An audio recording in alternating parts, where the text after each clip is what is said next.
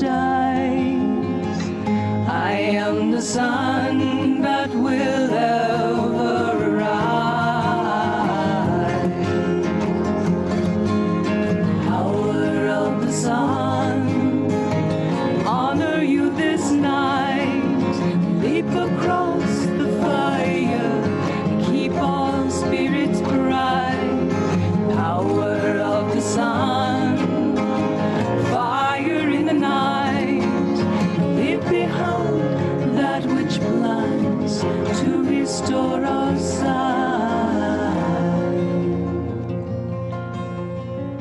I am the fire that clears away the old. I am the holy light that guides you to your soul. I am the flame of love for which you yearn.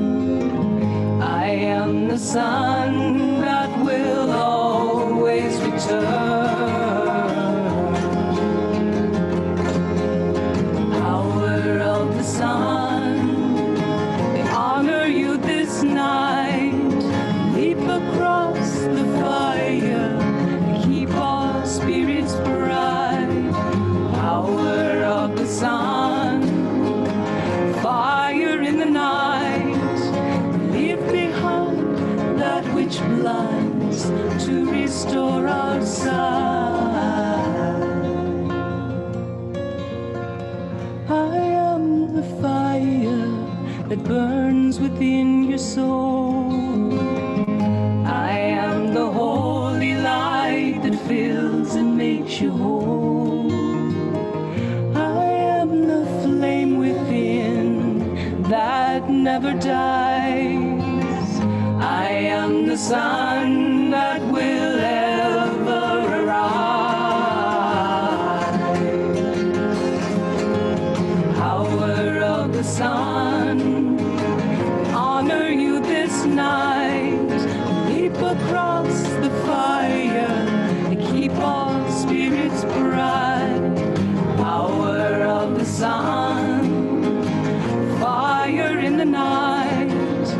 Leave behind that which blinds to restore our sight.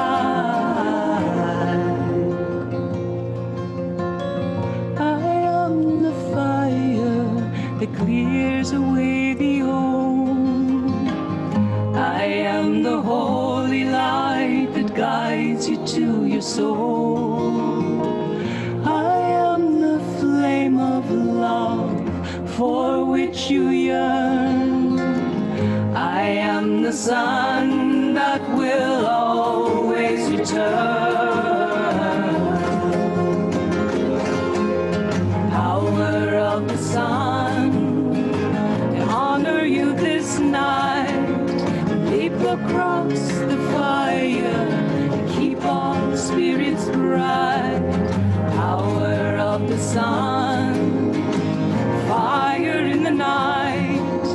Leave behind that which blinds to restore our sight.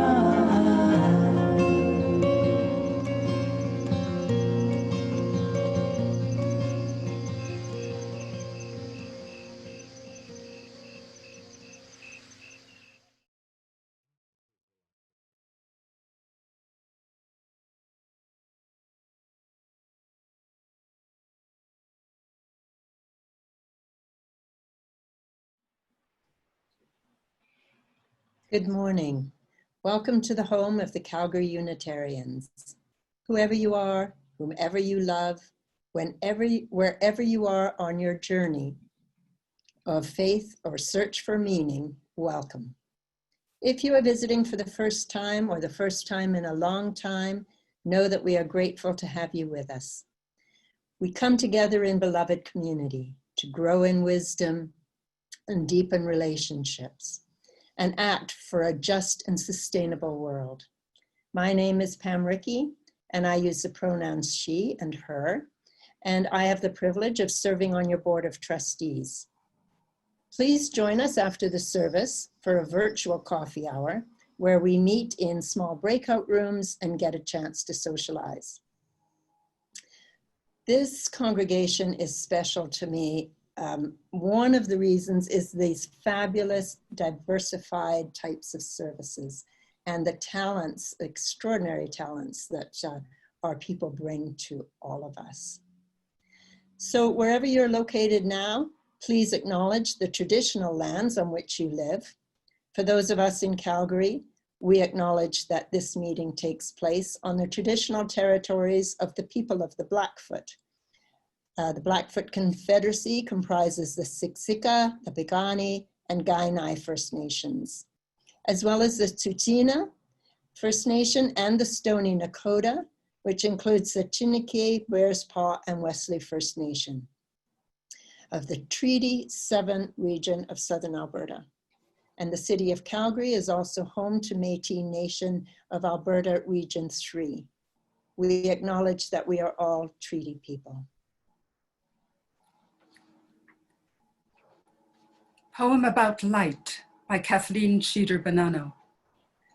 You can try to strangle light. Use your hands and think you found the throat of it, but you haven't. You could use a rope or a garrote or a telephone cord, but the light, amorphous, implacable, will make a fool of you in the end. You could make it your mission to shut it out forever, to crouch in the dark, the blinds pulled tight. Still, in the morning, a gleaming little ray will betray you, poking its optimistic finger through a corner of the blind, and then more light, clever, nervy, impossible, spilling out from the crevices, warming the shade. This is the stubborn sun, choosing to rise like it did yesterday, like it will tomorrow. You have nothing to do with it. The sun makes its own history. Light has its way. Good morning, I'm Catherine. We light our chalice this morning with the light of midsummer.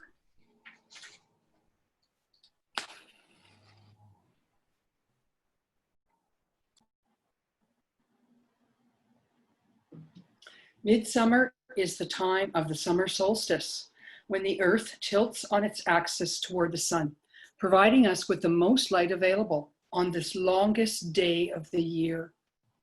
The sun represents the light of life and all consciousness. It's a time to reflect on the meaning of the season of light and growth, including our own personal growth.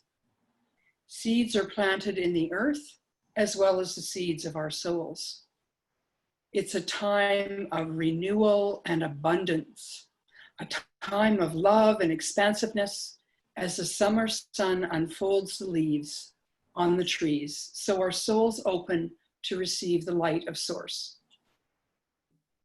At this time of year, the ancient goddess Litha balances light with darkness. We recognize that we are affected not only by the physical cycles of light and darkness, but by psychological and spiritual light and darkness. According to Wiccan traditions, midsummer is an ideal time for spells and rituals to find direction and determination to resolve any unsolved problems. So you can ask yourself, what have I accomplished so far? What's still unresolved and left to do? And what have I accomplished so far? And now we're going to shift over to Jane Perry, our music director, for our opening song. Good morning, friends. You'll see at the bottom of my screen it says Troubadour and Lysander, and you'll see names like that belonging to various faces in our worship time this morning. These are character names for a play that's coming up a little later in this broadcast. Today, as well as celebrating Litha, we're also honoring National Indigenous Peoples Day. And in honor of that, we're going to sing the following song, The Earth is Our Mother, which comes from Indigenous tradition. If it's not one you've met before, please know it's a very simple melody, and if you want to listen the first couple of times and then jump in when you're comfortable, that's great. Let's sing together.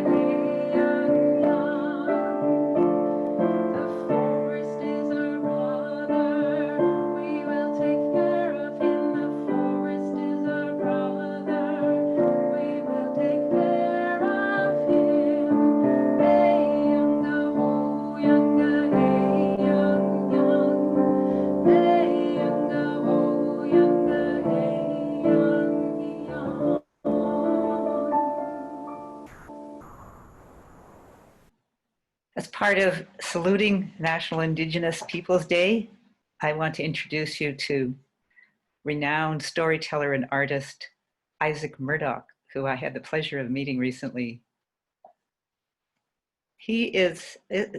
Some of his stories have been collected into this book. Isaac Murdoch is from the Serpent River First Nation, located on the north shore of Lake Huron. And he spent many years on the land as a hunter, trapper, and fisherman. And during these years, he became infatuated with the Ojibwe symbolism and gave a long life journey of researching all of these sacred sites. He shares a lot of his work with many, many people, educators, and he's a mentor to very many people. He's part of something called HOME, Helping Our Mother Earth, where he helps to preserve these traditions. And his stories are widely circulated now in schools. And I had the pleasure of attending an educator's session. I learned a lot about storytelling from him. Here is his illustrated story, Isaac Murdoch.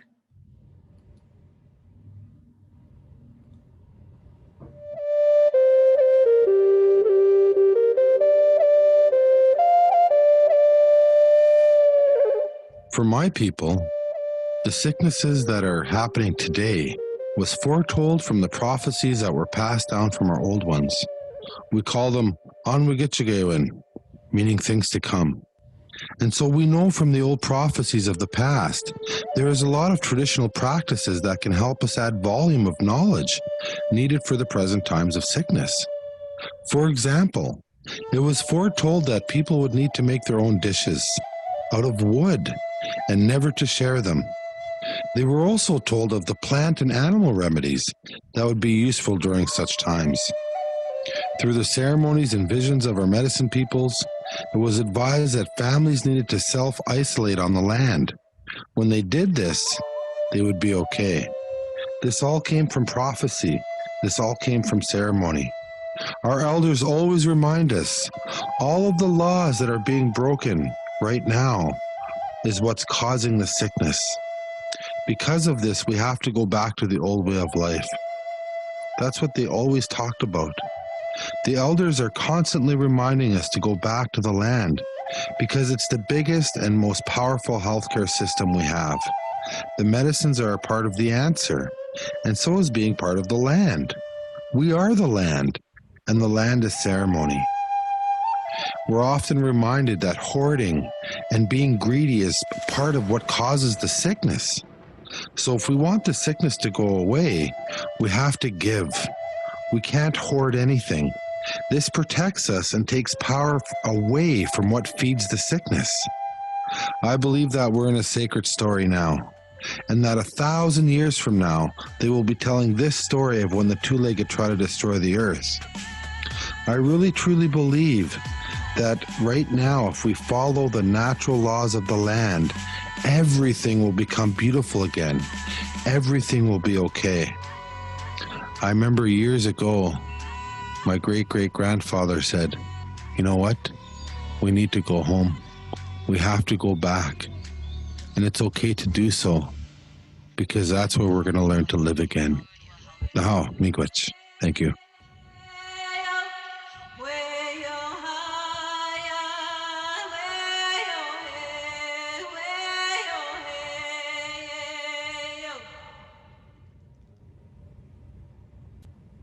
Hello, I'm Catherine Burwash of Your Caring Team.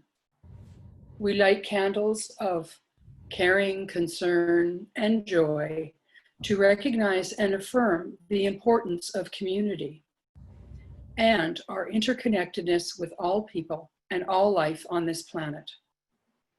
We have much to commemorate and celebrate this June 21st. It's Father's Day, National Indigenous Peoples Day, and the summer solstice. I like to think of this, it's a hat trick Sunday. We usually light 3 candles, one for personal concerns, one for personal joys, and one for our global community. Today, I will light 3 candles, but in a slightly different way.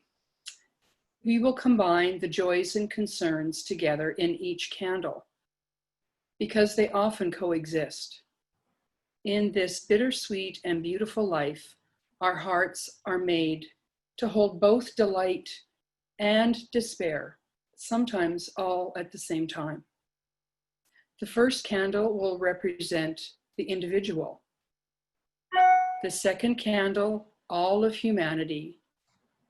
And the third candle, our planet. 3 candles and ever widening circles of connection. On this Father's Day, we recognize the importance and the impact that fathers make upon us, both positive and unfortunately negative.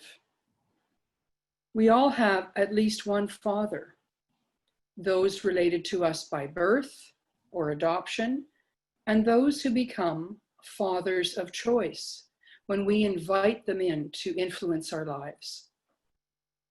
We recognize as spiritual fathers all good men who inspire us to become our very best selves. Various doorways open and close for men to become fathers. Some are planned and others are unexpected, and they all get woven into the tapestry of our lives. In lighting our first candle for individual concerns, we not only remember our fathers, both living and dead, we acknowledge the many joys and concerns that weigh upon our individual hearts and minds, those that are held in the silence. Today is also National Indigenous Peoples Day. I just learned this began in 1971 on our very own Treaty 7 lands in Morley, Alberta. A group of Indigenous spiritual elders from all over Turtle Island gathered at the Indian Ecumenical Conference. And they named June 21st as the Indian Day of Prayer. We have since renamed that. In 2017, the Government of Canada renamed it Indigenous Peoples Day. The name has changed many times, but the spirit of the day remains, a sacred, holy day. So today, on Indigenous Peoples Day, we recognize and celebrate the unique heritage, the diverse cultures, and the outstanding contributions of First Nations, Inuit, and Métis peoples. We affirm their inherent dignity and worth. We honor all of their teachings, the directions, the 4 elements, the stages of life, and our connection to Mother Earth. We offer a heartfelt apology for hurtful and troubled past relationships. And we hold aloft our hope for genuine truth and reconciliation, and commit to sustained work towards these ideals. As a community of humanity, we share with each other's lives and sorrows, and I light our second candle for our relationship to our wider community.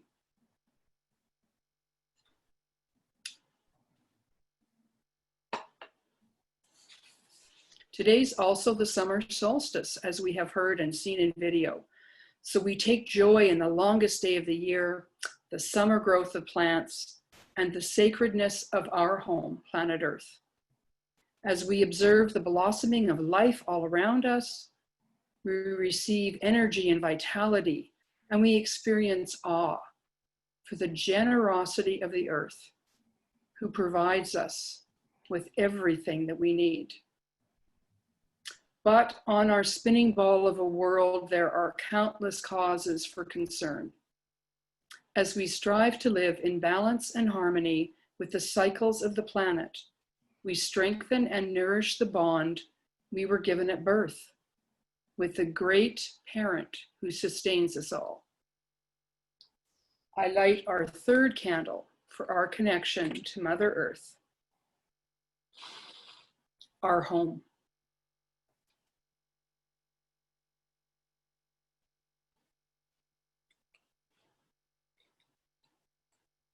And now I turn things over to Jane Perry, our troubadour today. Thank you, Catherine. Here we are in the longest days of the year, and such a sunshiny day here in Calgary on this day. We also marvel at the constellations that we see above us at night as the Earth shifts on its axis, and we're able to see different parts of the sky. Together, we're going to sing this next song, May Your Life Be As a Song. It's a short song, and we're going to sing it 4 times. It's then treated like a sung meditation. As we begin, we start on the surface with the words, and as we sing it again and again and again, we can settle into the wonder of it all. Let's sing together. The stars never dancing circles in the night. May your life be as a song, resounding with the dawn, to sing with the light and softly serenade the stars, never dancing circles in the night. May your life be as a song, resounding with the dawn, to sing with the light and softly serenade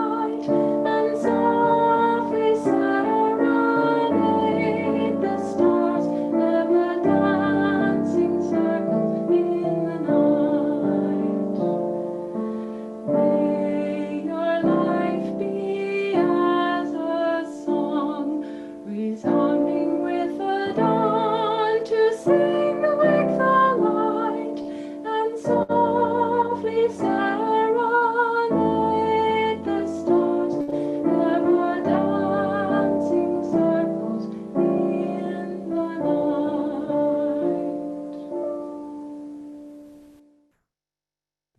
The lunatic, the lover, and the poet are of imagination all compacted. One sees more devils than vast hell can hold, that's the madman. The lover, all as frantic, sees the beloved in a brow in Egypt. The poet's eye, in fine frenzy rolling, doth glance from heaven to earth, earth to heaven, as imagination forms from things unknown. The poet's pen turns into shapes and gives a local habitation and a name. If apprehending some joy, sees the bringer of joy. Or if in the night imagining fear, how easy a bush becomes a bear. Where is the usual manager of mirth? What revels are at hand? Is there no play, no mask, no music to ease the anguish of the hour?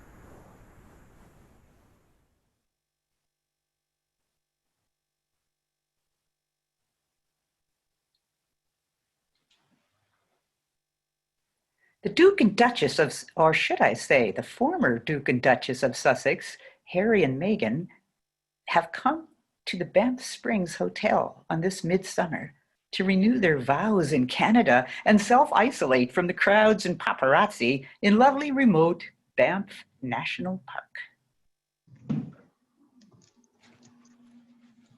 The old moon wanes then, and then, like a silver bow bent in heaven, we'll behold our special night. Right. They thought they were secret, but they are soon approached by a frantic woman, Hermia, desperate to escape an arranged marriage. Well, the Duke doesn't like to interfere, but the Duchess insists he listen. Hermia goes on, my father has arranged a marriage with this Demetrius guy, the son of another banker's family, to save our fortunes. Well, that might be good for the economy, but I'm in love with Lysander. What makes him so special? He's a poet. He sings outside my window. A lunatic, a lover, and a poet are all imagination compacted, you mean? Huh? Yeah. What did he write? You mean like, shall I compare thee to a summer's day?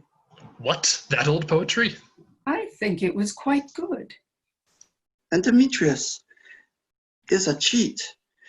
He was my best friend's boyfriend just last week. Can't we do something for these poor star-crossed lovers? I'll see if I can say a word to your father, Hermia, but I can't promise anything. You'll have to decide what to do by tomorrow when we renew our vows.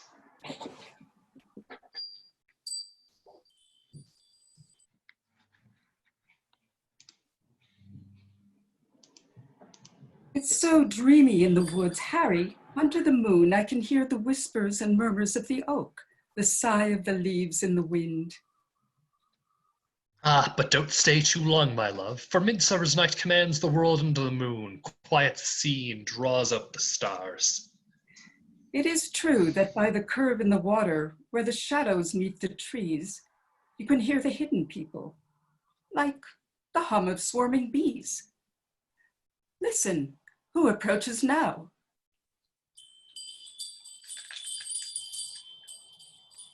It's Oberon, the king, and Titania, the queen of fairies. So they hide. Ill met by moonlight, proud Titania. Go away! Why would Titania cross her Oberon? I do but beg a changeling child. No, you cannot have my little boy, left to me by my dear friend, and your quarreling has caused the seasons to be out of tune. Hail and floods in June, fog and bitter frost have wrapped spring in winter's shroud. It's you have stopped the crops in the field with your jealousy. You! Calls for his hobgoblin, Puck, come here. also known as Robin Goodfellow. I do wander everywhere, swifter than the moon's sphere. You know just what to do. Fly off and find the sweet nectar of the love flower and splash it upon her eyes. Won't love me then? Well, she will love the first beast she lays eyes upon when she weaks. Ha ha ha.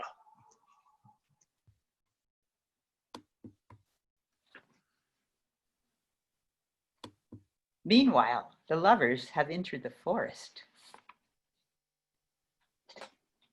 Don't cry, Hermia, your tears I will soothe. The course of true love never did run smooth. Oh, Lansdowne, my father will never let us marry.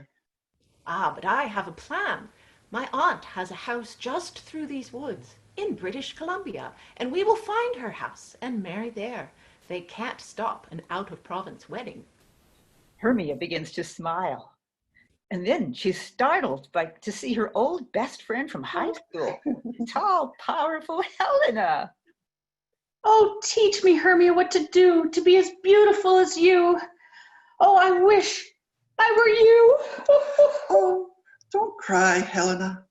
Your tears I will soothe. The course of love never did run smooth. Oh, yeah, right. Easy for you to recite. Helena, don't cry. I can't stand your guy. Anyway, and Lanzer and I are eloping this very night. If we find his aunt's house in Revelstoke, see ya, we're out of here. Helena turns to go back to the hotel and tell Demetrius what's happening. But she hasn't gone far before she meets him coming into the woods. Demetrius, please stop and let me tell you about Hermia. She's running away with... Stay away from me, you wretched wench. I am after Hermia, and I won't stop until I find her. Oh, love. Love looks not with the eyes, but with the mind. Therefore is winged Cupid blind. Oh.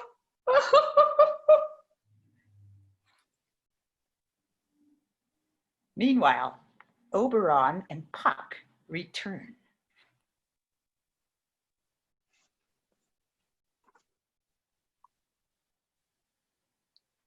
What fools these mortals be!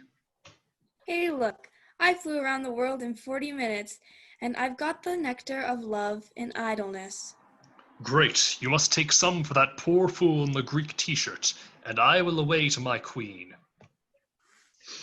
I know a bank where the wild thyme blows, where the oxlips and nodding violet grows, over-canopied with luscious woodbine, with sweet musk roses and elegantine. There you are, my dear, asleep on this flowery meadow.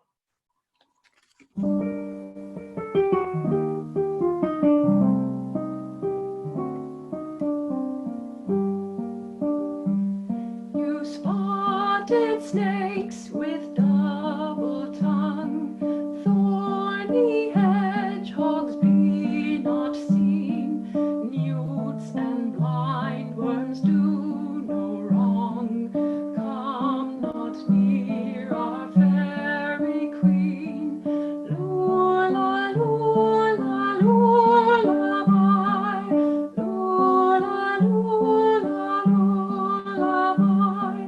Never harm nor spell nor charm. Come, my lovely lady night. So good night with lullaby.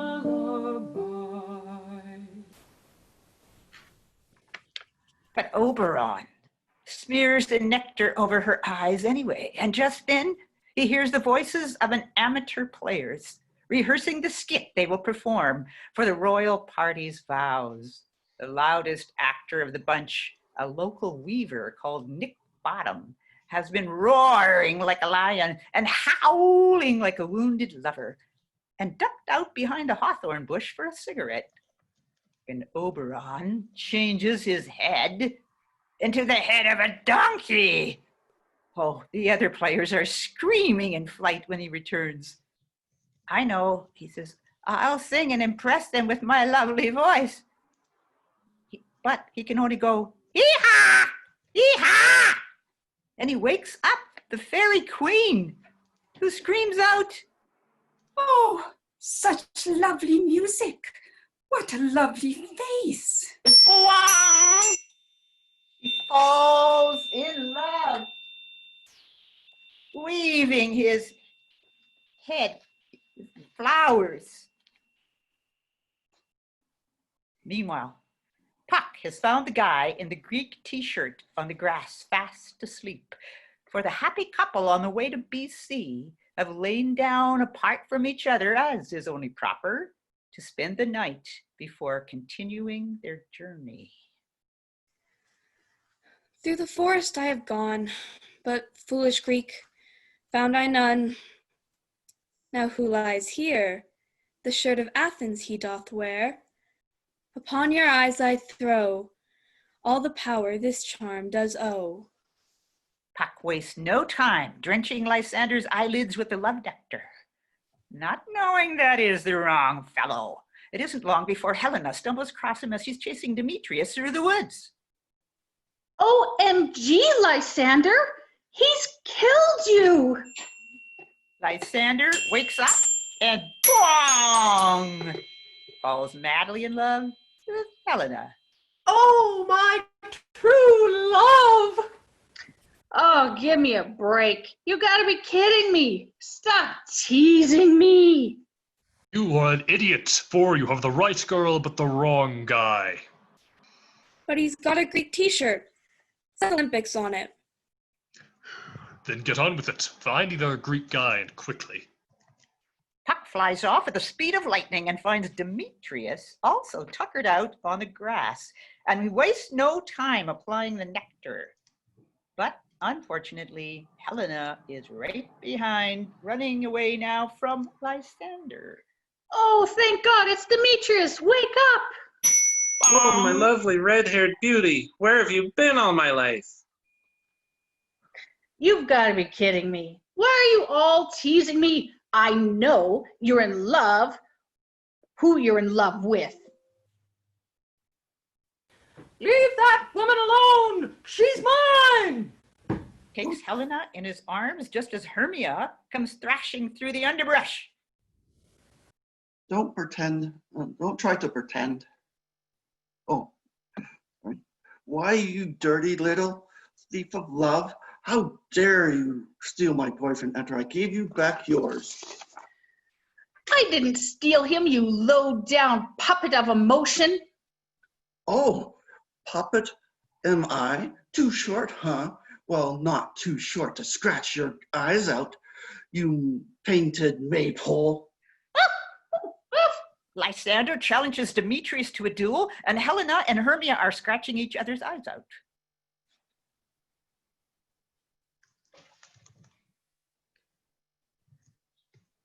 Oh my god, Puck, look what you've done. You've totally messed up here. Quick, overcast the night with fog and mist and dew, and they all fall down, one by one into a dreamless sleep. Believe me, King of Shadows, I mistook the man for the Greek t-shirt you said he had on. Puck flies over the lovers, sprinkling fairy dust, until they are all sprawled out upon the banks of the Bow River, just as the first light of dawn begins to creep over them. And Harry and Meghan come out to take their little boy for a walk. In the morning sun, they find them there.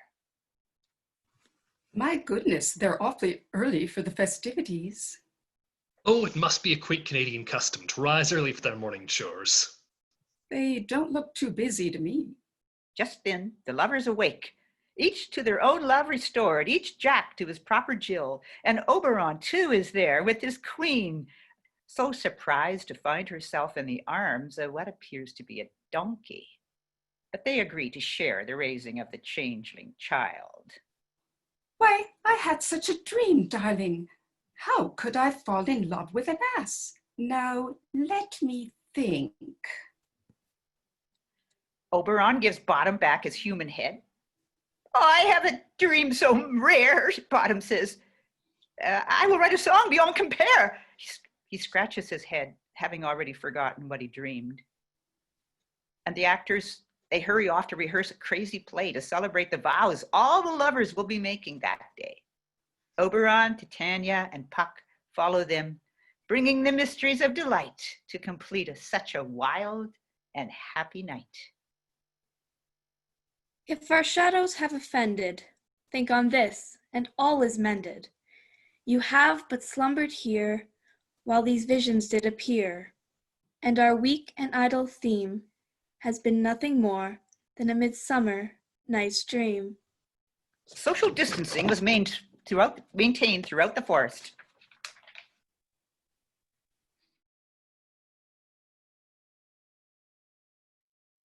Thank you to all of the Calgary Unitarians players for that fabulous midsummer presentation. And now we take a moment for our offering. The purpose of this congregation, this group of Calgary Unitarians, is to encourage all who gather here to grow more generous in spirit and in action. This is the great end of all the world's faith traditions, to bring the human beings closer to the divine by acts of creation and compassion. So we now take an offering that allows us to exercise that all-important generosity of spirit, an offering that will support this self-supporting church and its many ministries. The gifts of the congregation will be most gratefully received.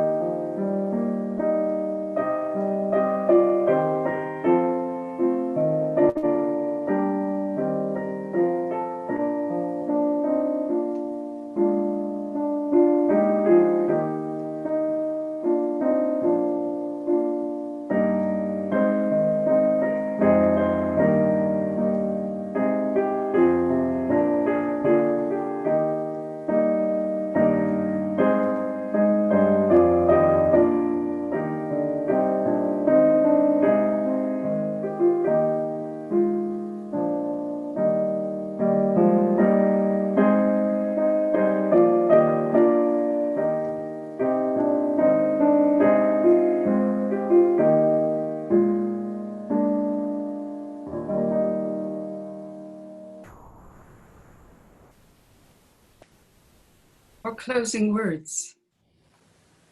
Little Summer Poem Touching the Subject of Faith by Mary Oliver. Every summer I listen and look under the sun's brass and even into the moonlight, but I can't hear anything. I can't see anything.